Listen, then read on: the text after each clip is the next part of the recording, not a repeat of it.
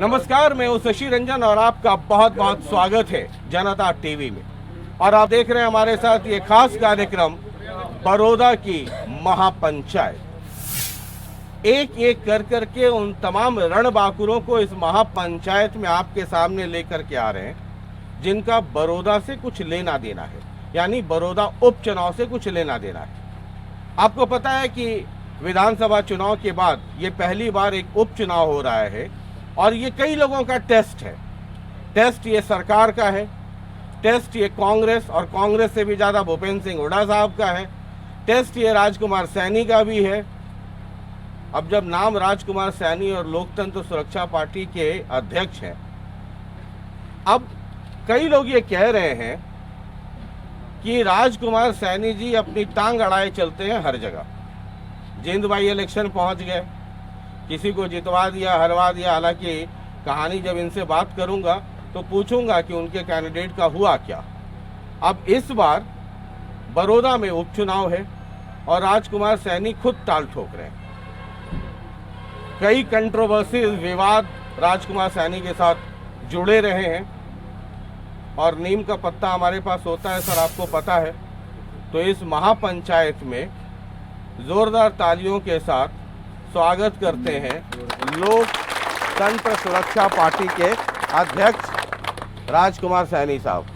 बहुत बहुत स्वागत है आपका।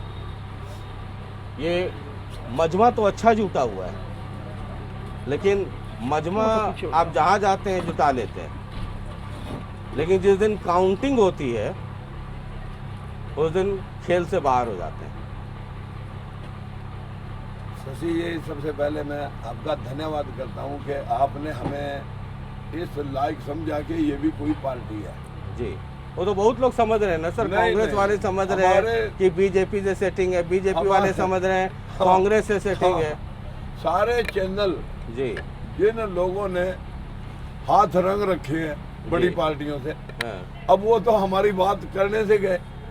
हो सकता है आपने ना रंगे हो, ये चैनल कुछ मतलब या निर्भीक और निष्पक्ष काम करता हो। नहीं मतलब कभी इसलिए मैंने कभी मुझे तो रहता है, आपने कभी मेरा हाथ रंगा है क्या? नहीं, मैं तो ये बात कह रहा हूँ कि हो सकता है कि आज ये चैनल जो है ना बिकने के बाद जो दिखा रहे हैं, देखिए भाई, टोटल टीवी जिसने मोटा हाथ रंगा है, बीजेपी की 43,000, कांग्रेस 68,000, INLD 12,000 और LSP 5756 वोट।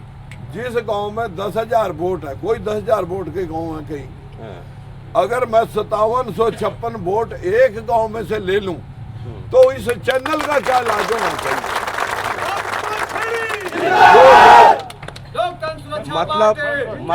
मतलब ये कि एक गांव में से अगर मैं 5700 वोट ले लूं तो इस चैनल का बाइकाट होना चाहिए। अच्छा ठीक है सर, ये चूंकि वो एक अलग चैनल है, हम अलग चैनल हैं, लेकिन जब आपके खिलाफ रुझान आ जाए तो आपको बहुत मिर्च लग जाती है। नहीं, मैं तो बहुत शालीनता से चलता हूँ जी। मैंने हमेशा चुनाव को हार जीत के एंगल से कभी नहीं लड़ा। मैं लड़ता हूँ जन जागरण अभियान के तहत के देश की लगभग 73-74 साल की हम आजादी की वर्षगांठ मनाने के बाद आज हम अपने देश के 5 वर्गों को क्या दे पाए, जिन पे सारी पार्टियां भाषण दे रही हैं। किसानों पे, मजदूरों पे, दलितों पे, पिछड़ों पे और महिला सुरक्षा पे, इन 5 वर्गों पे भाषण होते हैं। ईमानदारी से बताना शशि रंजन जी, इन 5 वर्गों की पोजीशन ये है कि आज 20 एकड़ के किसान की अगर फर्द निकलवा ली जाए जमीन की तो 3-3 बैंकों से लाल हुई पड़ी है कर्जे में। और मजदूर अगर 4 दिन बीमार पड़ जाए तो पूरे साल का बजट और 10,000 का कहीं नॉन एग्री का लोन डिफॉल्टर हो जाए तो ता जिंदगी उसे कोई लोन नहीं देता। और 80-80 हजार करोड़ रुपए के ने किंगफिशर क्या, विजय माल्या क्या, सुब्रत राय क्या, ये सब माल लेकर के चंपत हो चुके। उनका कुछ हम सरकार पर गाड़ नहीं सकी। 10,000 या एक किसान का ट्रैक्टर का लोन डिफॉल्टर हो जाए, उसकी जमीन की कुर्की आ जाती है। इस देश में 2 भारत हैं, एक इन 5 वर्गों का भारत है और एक शासक वर्ग का भारत है। वो शासक वर्ग का जो भारत है वो ऐसा भारत है कि 10-10 कोठियां, यूरिनल और उनके ठाठ ऐसो आराम। अरे एक वो है, यहाँ कम से कम 20 गांव ऐसे हैं चंबन में कि जहाँ 3-3 दिन बाद पीने के पानी का 1 घंटे के लिए पानी आता है। एक दिन मैं एक गांव में ऐसे ही सभा कर रहा था, एक आदमी आगे कुछ कान में कहता है और वो आदमी उठ के एकदम से दौड़ पड़ता है। मैंने कहा रे क्या हो गया, एक्सीडेंट हो गया कोई? बोले नहीं जी पानी आ गया। इतना उसने जाते हुए भागते हुए कहा जी पानी आ गया, और पूरा गांव उठ के भाग गया। मैंने कहा यो क्या हुआ? बोला जी 1 घंटे बाद सुनेंगे, 1 घंटे के लिए पानी आता है 3 दिन बाद, और अगर हम यहाँ बैठे रहेंगे तो प्यासे मरेंगे 3 दिन, इसलिए पीने का पानी भरना जरूरी है, घंटे बाद आएंगे। ये एक भारत है। मैं चुनाव जीत और हार के इस सिस्टम से नहीं लड़ता। मैं जन जागरण के इन सरकारों ने 55 साल कांग्रेस और 6वीं बार बीजेपी सत्ता में है, इन्होंने जो भाषण दिए, क्या समाज में कोई ऐसा व्यक्ति है जो इनका सामने, जैसे यूक्रेन में झूठे नेताओं को जूते मार मार करके लोग डस्टबिन में डाल करके ऊपर से कचरा डाल रहे, आने वाले 10 साल के बाद आप चाहते हैं दंगा फसाद हो? आप चाहते हैं दंगा फसाद हो? दंगा फसाद नहीं, हरियाणा में दंगा फसाद हुआ है, उसमें आपकी भी बड़ी आलोचना होती रही उस दंगा फसाद को लेकर के। इनसे ये पूछा जाए कि तुम जो भाषण दे रहे थे कि ये हमारे बीजेपी वाले जो उम्मीदवार हैं कि इस आरक्षण से कोई लाभ नहीं हुआ तो इसे तो खत्म ही ना कर देना चाहिए। अरे बीजेपी तो पहले ही कर रही है, इसको खत्म कर देना चाहिए। अगर हमारा कैंडिडेट भी ये बात कह रहा है कि भाई इसे खत्म कर देना चाहिए, योगेश्वर दत्त जी ये बात कह रहे हैं, तो देन कैसे समझाएं इस समाज को कि ये आरक्षण अमीरी गरीबी का सवाल नहीं था, ये प्रतिनिधित्व देने का, सभी जातियों को शासन प्रशासन में प्रतिनिधित्व देने का एक सवाल था।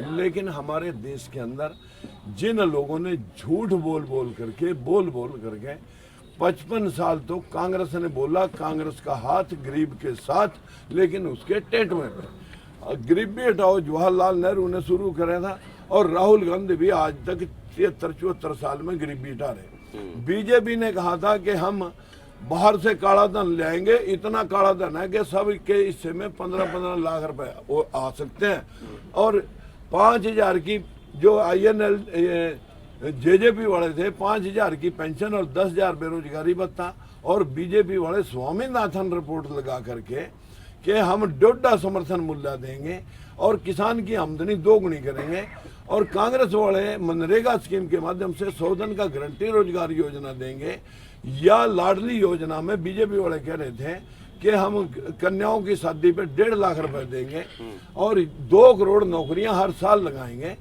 बीजेपी वाले ने 2 करोड़ लोग, इसमें GST में, नोटबंदी में, कोरोना में 2-2 करोड़ लोग हर साल बेरोजगार हो गए, और नौकरी देना तो दूर।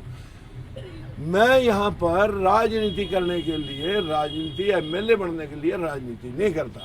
मैंने लोगों को अवेयरनेस करा के कि इन नेताओं की करनी कथनी के ऊपर जरा नजर मारें, और अगर आप इन नेताओं का IQ, जब ये गांव में वोट मांगने के लिए आए तो इनका घोषणा पत्र सामने लेकर के खड़े हो जाओ कि भाई आपने ये बोला था, आपको कितने नंबर दिए जाएं। तो इसके लिए सैनी साहब इलेक्शन लड़ना क्यों जरूरी? तो आप सोशल वर्क, आप कह रहे हैं कि आप इलेक्शन नहीं लड़ रहे, आप सोशल वर्क कर रहे हैं, तो ये तो मतलब चुनाव का क्यों इंतजार करते हैं? साल भर करते रहिए, बहुत अच्छी बात है। मैं पिछले 26 साल से ये काम कर रहा हूँ। हर बार चुनाव लड़के विधानसभा गए, गांव की पंचायत से, पंच से शुरू करके सरपंच बना, लोगों के लिए लड़ा, फिर जिला परिषद ब्लॉक समिति लड़ा, फिर चेयरमैन के पास पहुंच गया तो जो है ना पंचायत मिनिस्टर ने नहीं बढ़ने दिया, सटे रही, फिर जिला परिषद लड़े, वो रिजर्वेशन में चली गई, फिर MLA बने। जब लोगों के लिए काम करना चाहा तो बंसी लाल ने मेरे बढ़ते कद को देख करके अफसरों को कह दिया कि इसके कहने से काम नहीं करना। फिर उन जनता और अफसरों के बीच में जो भिड़ंत हुई, आरोप मेरे पर लगा दिया कि राजकुमार सैनी ने लड़ाई करवा दी, जबकि जनता आक्रोशित थी अफसरों से, और उनके साथ तू मैं डंडा चला था। मेरे को ये बात की मालूम है कि जो भी लोग हैं, जब मैं गांव की पंचायत के पंच से उठ करके MLA, मंत्री चौटाला के साथ बंसीलाल के साथ और फिर आज एमपी का रुझान करके मैं आपके बीच में अपनी पार्टी बना के खड़ा हुआ हूँ कि ये जितने नेता हैं ये लोगों को झूठ बोलकर वर्ग ला करके कोरी राजनीति करते हैं। अगर मुझे भी राजनीति करनी होती ना मैं बंसीलाल को छोड़ता, ना मैं चौटाले को छोड़ता, ना मैं बीजेपी को छोड़ता या हटाएंगे? नहीं, मैंने छोड़े हमेशा। मैंने जब देखा कि यहाँ हमारे लोगों का शोषण हो रहा है, उनके हकों के साथ खिलवाड़ हो रहा है, तो जहाँ मेरे लोगों की हकदारी मरती हो ऐसी राजनीति में मैं थूकता नहीं। एक चीज बताइए, आप एमपी थे बीजेपी के टिकट पर, है ना? बीजेपी में बगावत कर दी, उसी वक्त आपने नई पार्टी ऐसे भी बना बगावत दी। नहीं की, बगावत ऐसे नहीं की। जो भी कारण रहा बगावत की आपने। वो बगावत नहीं थी। हाँ, वो बीजेपी इतनी ताकतवर हो गए, 300 सीटें लेके सत्ता में आई। हाँ, इतनी मजबूत पार्टी के हम सांसद बन के गए। हाँ, एक केस 2009 में भूपिंदर सिंह हुड्डा ने अपने लोगों को झूठे कागजों के आधार पर आरक्षण दिया। 60-70 हजार नौकरी दलित पिछड़े की 9 स्टेटों में चली गई। वो लोग ले गए जिन लोगों ने झूठे कागजों के आधार पर आरक्षण दिया। 2015 में 8 महीने जब सरकार बनी हुए थे, 2015 में सुप्रीम कोर्ट का फैसला आ गया।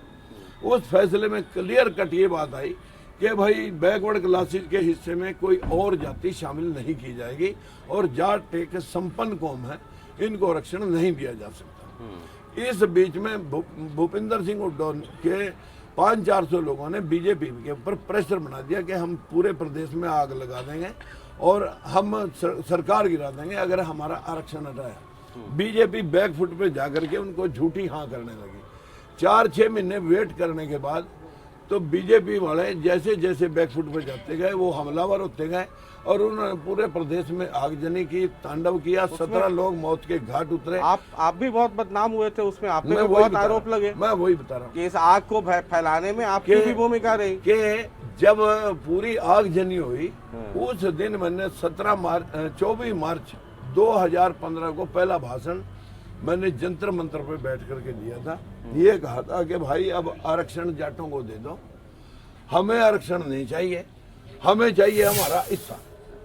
100% आरक्षण कर दो, जनसंख्या अनुपात में जो संविधान में क्लियर कट लिखा हुआ है, कोई जाति धर्म से बड़ा नहीं, सबके हिस्से बराबर है, कि जनसंख्या अनुपात में सबको आरक्षित कर दो ताकि कोई मुख्यमंत्री प्रधानमंत्री जाति या भेदभाव न कर सके, दूसरे का हक छीन करके अपने लोगों को नहीं दे सके। ये बात मैंने कही थी। इसके अलावा अगर मैंने कोई शब्द कहा हो, लेकिन एक समाज के कुर्सी के काटे हुए लोगों को, भूपिंदर सिंह हुड्डा वगैरह की टीम को ये लगा कि भाई ये तो जो है ना इंसाफ की बात है, उसे जो है ना आगजनी करते हुए पेट्रोल पंप हाथ में ले रहे, मसाल हाथ में ले रहे, लोगों के पेट्रोल पंप से पेट्रोल के भरे हुए बोतलें उसमें आग दिखाया और किसी के शोरूम में फेंकते जा रहे और कहते जा रहे कि सारा हरियाणा राजकुमार सैनी ने जला दिया। आपको तो फायदा है ना सर, आप एंटी जाट की पॉलिटिक्स करते हैं, तो जाटों के खिलाफ यही तो कर रहे हैं ना आप, कि जाटों के खिलाफ नॉन जाट को आप इकट्ठा कर रहे हैं। एक होता है नॉन जाट पॉलिटिक्स, एक होता है एंटी जाट पॉलिटिक्स। ऐसा है रंजन जी, छोटा मुंह बड़ी बात किसी को अच्छी नहीं लगती। अगर आपका छोटा सा बच्चा आपको कुछ सुझाव रख दे, मन मन्ना आप उसको अनसुना कर दे, यही बात मेरे साथ हुई। मैं ये बात इसलिए कह रहा हूँ क्योंकि मैं गरीब तबके में पैदा हुआ और हमारा राजनीतिक कैरियर कोई ऐसा नहीं है कि जो मेरे बाप दादा चीफ मिनिस्टर रहे हों। मैं तो बजाते खुद अपने आप गाँव की पंचायत से उठ के पार्लियामेंट तक गया था। हमारे को टिकट देने वाला कोई ऐसा व्यक्ति नहीं था जो हमारी सिफारिश करके उंगली पकड़ के ले जाए, लेकिन जनाधार था। बीजेपी ने जनाधार के ग्राउंड को देख करके पूछ लेना कभी रामविलास तेरे समाज से है कि राजकुमार सैनी ने टिकट लेने से इनकार किया था या नहीं, क्योंकि वहां पर बलबीर सैनी को टिकट मिल गया था, वो मेरी सिमती है, इसलिए मैं बैक आउट होना चाहता था कि मैं नहीं लड़ता। हालांकि मैंने इतनी तैयारी कर रखी थी, लेकिन बीजेपी के पास कोई ऐसा सशक्त कैंडिडेट और नहीं था जो वहां पर अपने समाज की वोट भी कवर कर ले और बीजेपी की वोट को भी सारी को संभाल ले। इंटरनल रिवेंज एक दूसरे से लोग सब करते थे, सिवाय मेरे से, मैं कॉमन मैन था। ये सारे विषय जो है ना उस स्टेज पे आए कि जब भूपिंदर सिंह हुड्डा के लोग आग लगा रहे थे, उस वक्त राजकुमार सैनी को इस एंगल से बदनाम किया जा रहा था कि भाई कहीं इसका कद बड़ा ना हो जाए, ये राजनीतिक प्लेटफॉर्म पर इन दलितों पिछड़ों को जिनको वोट बैंक समझ करके वोटों की खेती होती है, ये कहीं इस साइड ना चले जाए। इसलिए बीजेपी मेरे को इतना विरोध के मैं बीजेपी को 10 चैनलों पर बैठकर, आपके चैनल पर बैठकर भी कहा कि अगर बीजेपी वाले हमारे समाज के लोगों के हितों के साथ कुठाराघात करते हैं तो ऐसे में हमने बीजेपी छोड़ी और बीजेपी वाले जो है ना अब आए हमारे सामने कि हम देखेंगे कि आप वोट कैसे लेंगे। तो आप बीजेपी से अलग हुए तो चुनाव एक भी नहीं जीत पाए उसके बाद। अगर इतना जनाधार था तो जीतना चाहिए था। आप बीजेपी की बदौलत जीते या बीजेपी आपकी बदौलत जीती? शशि रंजन जी, चुनाव जीतने के लिए झूठ चाहिए, धन चाहिए, और एक जो बड़ी बड़ी पार्टियों ने इतना धन बल तन बल इकट्ठा कर रखा, उनके लिए एक कहते हैं ना एक चना भाड़ नहीं फोड़ सकता, लेकिन फोड़ देता है कई बार अगर ड्रिल करके बारूद पहाड़ के बीच में लगा दी जाए। ये वो बारूद है जिसको अभी तक मेरा समाज समझ नहीं सका। अन्यथा इस झूठ का बेनकाब करूंगा। और ये पूरा का पूरा झूठ इस देश से मैंने कहा कि 5 लोग हैं जिन पे सारी पार्टियां भाषण देती हैं, किसानों पे, मजदूरों पे, दलितों पे, पिछड़ों पे और महिला सुरक्षा पे। अब ईमानदारी से आप बताना किसानों को इस भाषण से बीजेपी कांग्रेस ने क्या दिया? मैं कह रहा कि ये मनरेगा स्कीम, ये मेरा सबसे तीसरा सवाल ये है, 300 रुपए सरकार दे रही है। ये 300 रुपए एक तहसील में किसान कितने हैं, मजदूर कितने हैं, उन मजदूरों और किसानों की काउंटिंग करके तहसील में रिकॉर्ड होना चाहिए किस किसान को किस महीने में कितने कितने मजदूर कणक की कटाई, बिजाई, धान की कटाई, रोपाई, गन्ने में, आलू में, सरसों में किस किस मंथ में कितने मजदूर चाहिए। और मजदूरों का आंकड़ा हमारे पास है। 300 रुपये सरकार जमा करा दे। ये जो नहरों पर बैठा बैठा करके झूठे मस्ट्रोल भर रहे हैं, पैसा देश का लुट रहा है, जो झूठे मस्ट्रोल भर भर करके देश के पैसे का चूना लगाया जा रहा है, ये पैसे पर भी अंकुश लग जाएगा।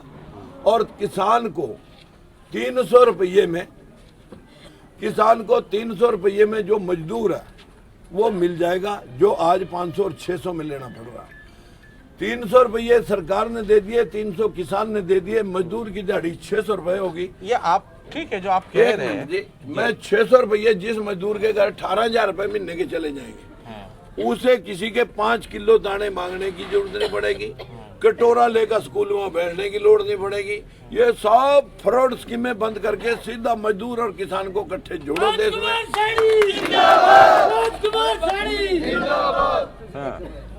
मेरा विषय किसान को लेबर जैसे बाहरले देशों में भी दी जाती है सब्सिडाइज। तो ये आपकी बात क्यों नहीं समझ पाते हैं? मतलब आपने बीजेपी छोड़ी, उसके बाद लोकसभा चुनाव लड़े, आप कितने वोट आए आपको पता था, जिंद बाई इलेक्शन लड़े, उसके बाद विधानसभा चुनाव भी लड़े, मैं दूसरे तीसरे नंबर पर रहा हर बार। उसके बाद ये अब बड़ौदा आ गया। अब ये तो ये पब्लिक समझ नहीं पाती है। नहीं, पब्लिक ने बड़ौदा चुनाव में अगर 2,500 वोट जो लोग मेरे को लेकर आए थे, भाई मैं विशेष रंजन साहब आप कहोगे तो कि मेरे को जो है ना ब्राह्मण, पंजाबी, राजपूत तो इस हल्के में नहीं है, पंजाबी बनिए लेके आए थे कि आप सिर्फ नॉमिनेशन कर दो, इलेक्शन हम लड़ेंगे, आप कहीं प्रदेश में कहीं घूमियो। मैंने कहा था कि मैं इलेक्शन यहाँ रादौर से लड़ूंगा जहाँ के मेरा बड़ा मतलब वोट बैंक है। लोगों ने कहा नहीं जी, भेदभाव गुंडागर्दी के खिलाफ तो आपको चलना पड़ेगा, नॉमिनेशन आप कर दो, चुनाव हम लड़ेंगे। मैं ठीक 5 ही दिन रहा यहाँ, बाकी तो प्रदेश में 80 आदमी मैंने खड़े किए थे, लेकिन फिर भी मैं दूसरे स्थान पे था। मैं पहले स्थान से गिरा। मोदी जी यहाँ आए, अमित शाह यहाँ आए, राजनाथ जी यहाँ आए, स्मृति ईरानी यहाँ आई, हेमा मालिनी यहाँ आई, सन्नी देओल यहाँ आया और खट्टर 3 दिन तक इस हल्के में यहाँ रोज चक्कर काटता रहा। मेरी इज्जत का सवाल है। सारे बनिए ब्राह्मण लोगों को, अपर कास्ट लोगों ने रोकी कि तुम बैकवर्ड में से लीडरशिप तैयार कर रहे हो, तुम्हें दिखाई नहीं देता। इस दलित और पिछड़े में से लोगों को लीडर नहीं चाहिए। लोकसभा चुनाव में भी आप सोनीपत से लड़ने वाले थे, नॉमिनेशन फाइल कर रहे थे, फिर बैकआउट कर गए। लोग कहते हैं कि राजकुमार सैनी बहुत होशियार आदमी है, वो देखते हैं कि कहां पर सेटिंग करना है नहीं, और उस सेटिंग की कीमत अदा होगी। नहीं, ये सेटिंग वाले जो लोग हैं ये ऊपर ही बैठे हैं। मैंने तो जिंदगी में सेटिंग करनी होती तो मंत्री पद छोड़ा चौटाला से।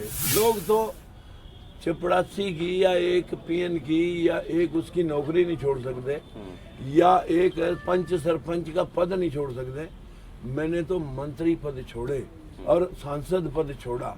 मैं सेटिंग के लिए सेटिंग नहीं करता। बड़ौदा क्यों लड़ रहे हैं आप? बड़ौदा तो आप लड़े नहीं थे। नहीं, जींद में उसी बात की वजह से मुझे बड़ौदा लड़ना पड़ा। जींद में बीजेपी वाला ने मेरा कैंडिडेट ही खरीद लिया, इसलिए मेरे पास यहाँ कई कैंडिडेट थे। उन कैंडिडेटों का अगर लेवल जो है ना, वोट तो पड़नी थी मेरे नाम की, लेकिन कहीं ऐसा ना हो कैंडिडेट ही मतलब खरीद लिया गया। मतलब आपको अपने समर्थकों पे भरोसा नहीं है? समर्थकों पे भरोसा है, जिनको आप कैंडिडेट बना रहे हैं। समर्थकों पे भरोसा है, कैंडिडेट मेरे साथ बैठे हैं, मुझे उनसे कोई वो नहीं। लेकिन बीजेपी वाले जितने धन बल से चुनाव लड़ने वाले हैं, उनके पास वो फाइनेंशियल सोर्स नहीं था कि कम से कम वो 20-30 लाख रुपए आप कर देते फाइनेंशियल मदद। 20-30 लाख रुपए आप कर देते, फिर वो मेरे वाला भी खर्चा जा सकता है और उधर से भी माल आ सकता है। इसलिए मतलब जब मैं नहीं खर्चा, बड़ी कड़वी बात करता हूँ, मतलब आपको अपने लोगों पे भरोसा नहीं है ना। जब मैंने ही खर्चा करना है जी, तो फिर मैं आप क्यों नहीं लड़ूंगा? अच्छा, तो खर्चा मैं करूंगा, लड़ाऊंगा शशि रंजन हूँ। तो या तो खर्चा कर ले कैंडिडेट, तो मैं कहूंगा हाँ ठीक है, ये भागते हुए 4 बारी सोचेगा। वहाँ विनोद आसरी का खर्चा हमने कर दिया, मीडिया सारी की सारी मैनेज हमने करी, सारे पैसे इलेक्शन में हमारे खर्च हुए, कार्यकर्ताओं ने सबने लाख लाख रुपया दिया, सारे पैसे हजम मारे वाले भी कर गया और उधर से भी माल मार गया। और हम बड़े झंडे उठाए घूम रहे हांड रहे गलिया में, और अगले ने जो है ना अपने बूथ में भी वोट नहीं मांगे, अपने जो हम घर है उसका अपने वार्ड में भी वोट नहीं मांगे। इस बात का कि कहीं भी कुछ ऊंच नीच न हो जाए, तो भाई बंदूक दूसरे के कंधे पर धर के चलाने की बजाय तो अपने कंधे पर रख के मजा तब आता है कि बंदूक अपने कंधे पर। लोकतंत्र सुरक्षा पार्टी। अगर ये फॉर्मूला है तो विधानसभा में 90 सीटें हैं, लोकसभा की 10 सीटें हैं, तो राजकुमार सैनी कितनी जगह, 90 जगह से और 10 जगह से लड़ेंगे?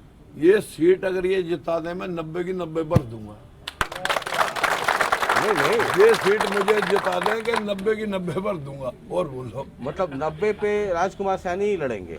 90 में ये तो नहीं होने का, वो भागने का, फिर दोबारा इलेक्शन कराएगा, शशि रंजन को बना लूंगा, इसको बना लूंगा, इसको बना लूंगा। मैं कुछ रिकॉर्डिंग देख रहा था आपके भाषणों का, बड़ौदा का ही, आप उसमें कुछ मोबाइल से कुछ सुनाते हुए मुझे एक आध 2 जगह कहीं दिखे, कुछ मोबाइल से ऑडियो सुना रहे थे, वो क्या सुनाते हैं? अरे मेरे भाई, अब वो बार बार नहीं सुनाई जा सकती। एक आदमी मेरे को गालियां देने लग गया, खड़ा होगा, आप जाति पाति का भेदभाव कर रहे हैं, आप जो ना भाईचारा खराब कर रहे हैं।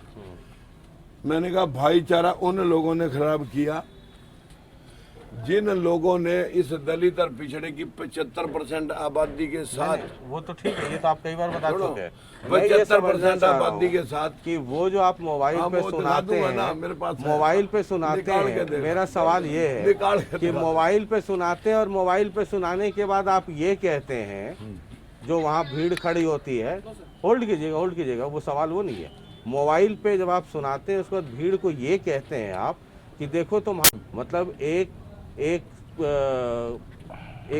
वर्ग विशेष ने आपको गाली दे दी है ना, अब आप सुनाते हैं बाकी लोगों को कि देखो तुम्हारे लिए गाली सुन रहा हूं मैं, है ना, और तुम लोग क्या कर रहे हो। तो ये तो वोट को पोलराइज करना हुआ ना। एक कौम है, उस कौम के खिलाफ दूसरे कौम को आप ये सब सुना करके पोलराइज करते हैं, इकट्ठा करते हैं। आपने सवाल किया जरूर, लेकिन आपके सवाल का तर्क सही नहीं। मुझे एक आदमी बार बार टॉर्चर कर रहा है कि आप भाईचारा खराब कर रहे हैं, आप जो है इन लोगों में एक दूसरे को बांटने का काम कर रहे हैं। मैंने कहा मैंने नहीं बांटा, ये तो पहले कागज दिखाया, मगर ये तो तुमने बांटा। 5 मुख्यमंत्री हमने अपने सर के ताज बनाए, वो तुमने नहीं बनाए, हमने बनाए थे। आप लोगों ने हमें क्या दिया? ये 11% की हिस्सेदारी दी, ये लगा ले भैया।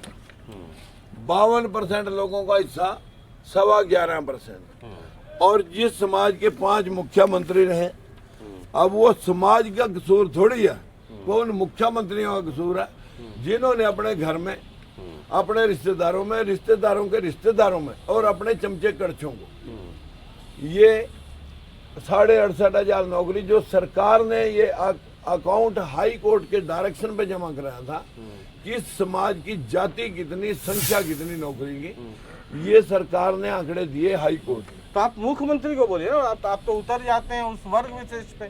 सुनो ना, और इतने 4 लोगों ने जांच छुपा ली।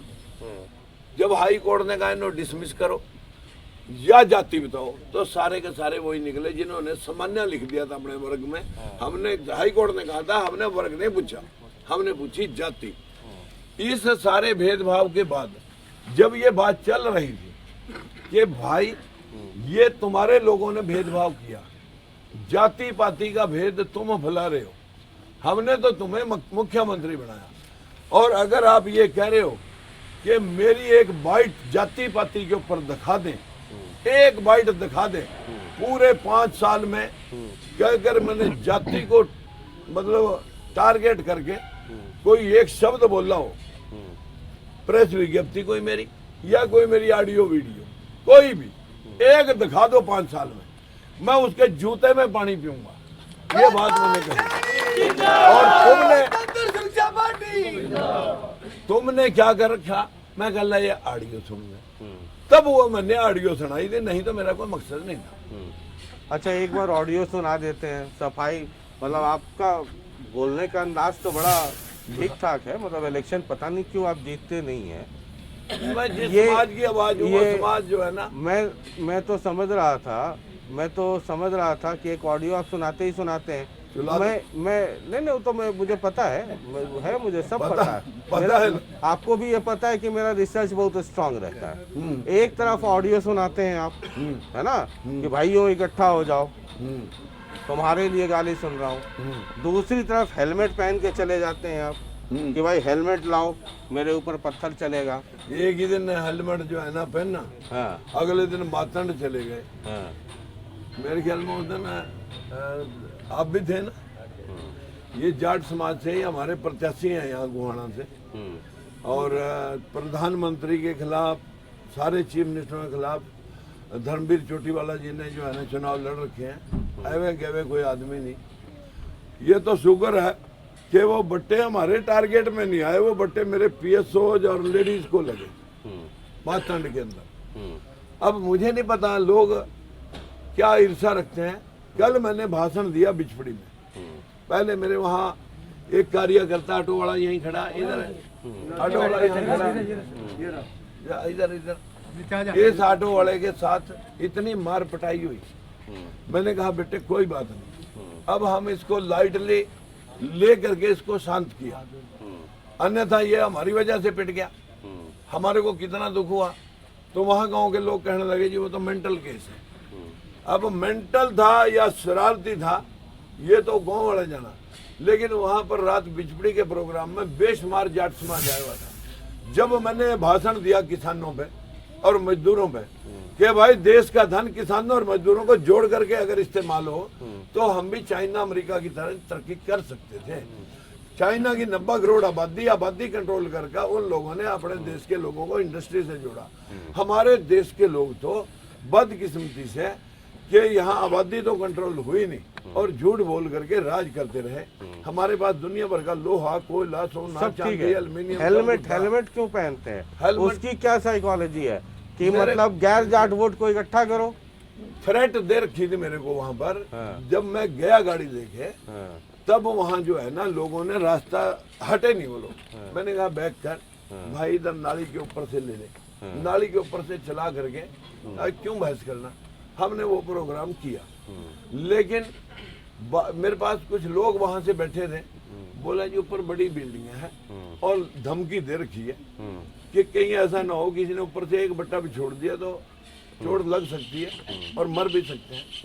मैंने कहा भाई भाषण तो देना है, लेकिन एक हेलमेट देखो अगर किसी के पास यहाँ है, हेलमेट रख करके फिर मैंने भाषण दिया, क्योंकि भाषण भी पूरा करना था और अपनी जान भी सेव करनी थी। ये व्यवस्था, ये जो लोग कुर्सी, ये जो लोग कुर्सी के काट, सुनो, जो लोग कुर्सी के काटे, सुनो ना, जो लोग कुर्सी के काटे हुए हैं उन लोगों को कहीं कुर्सी ना खिसक जाए, इसलिए वो हमले करवा रहे हैं। ये मतलब जान बचाते हैं आप, या ये आपका एक तरीका है, पूरा ड्रामा है कि ये रंग में रंग दो? ये बच्चा जो पिटा, जो मैं कल मारे जी मेरे, ये जो इधर आ, ये जो बच्चा पिटा, ये रंग में रंग है। मेरी जगह कोई और पार्टी होती है, ये मेरी जगह ये कोई और होता, ये जो है ना और कोई होता, इसी पार्टी का रंग बना देते, पोस्टर फाड़े पड़े, ये पीटा पड़ा। हमारा नौटंकी का खेल नहीं है, हमारा है देश के लोगों को जागृत करना कि अभी हम आजाद कहाँ हुए। जो बड़े बड़े लोग हैं अंग्रेजों के, जो सर्वे सर्वा थे वो आजाद हुए, जो गुलामों के गुलाम थे हम तो आजाद ही नहीं हुए।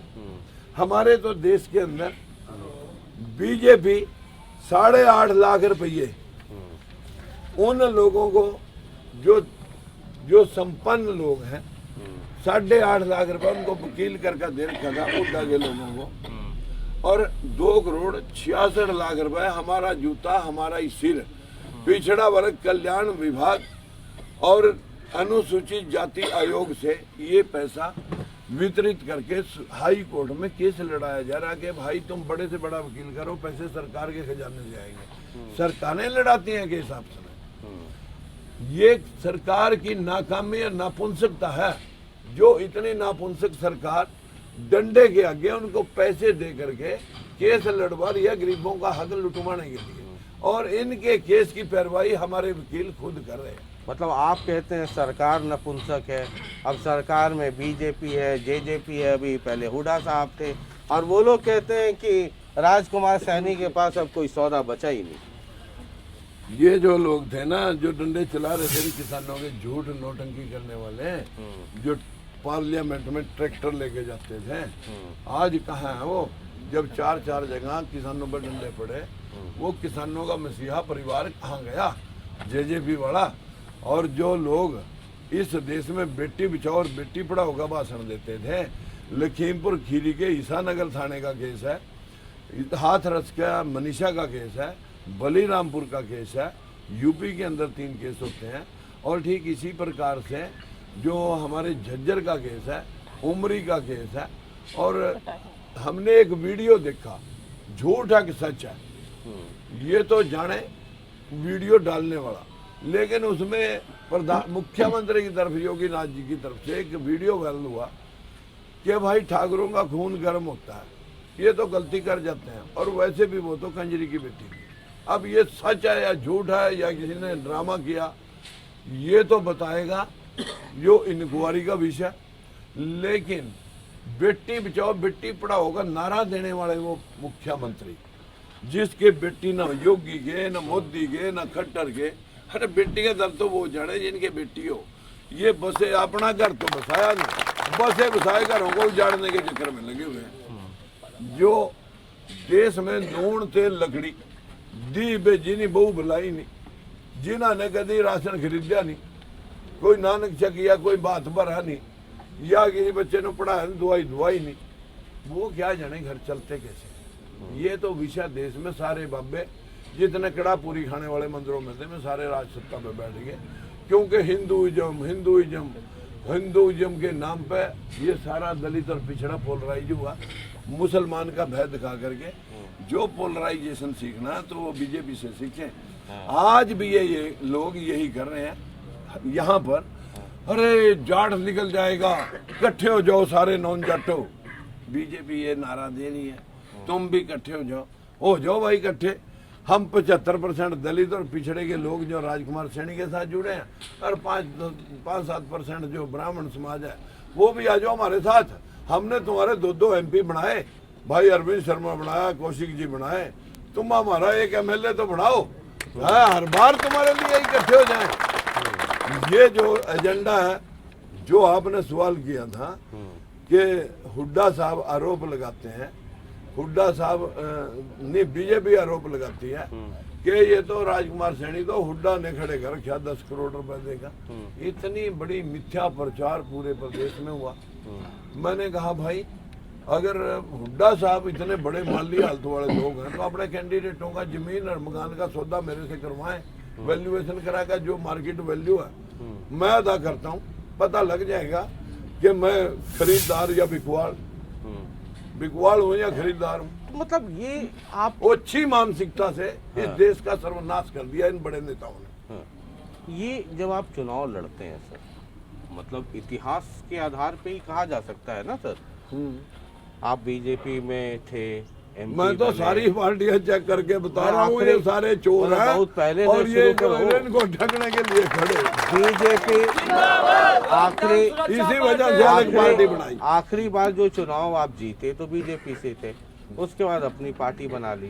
तब ये लग रहा था बीजेपी को डेंट कर देंगे, और कई लोग ये कहते थे कि बीजेपी ने आपको प्लांट किया हुआ है कि इधर से कैंडिडेट खड़ा करेंगे और तमाम।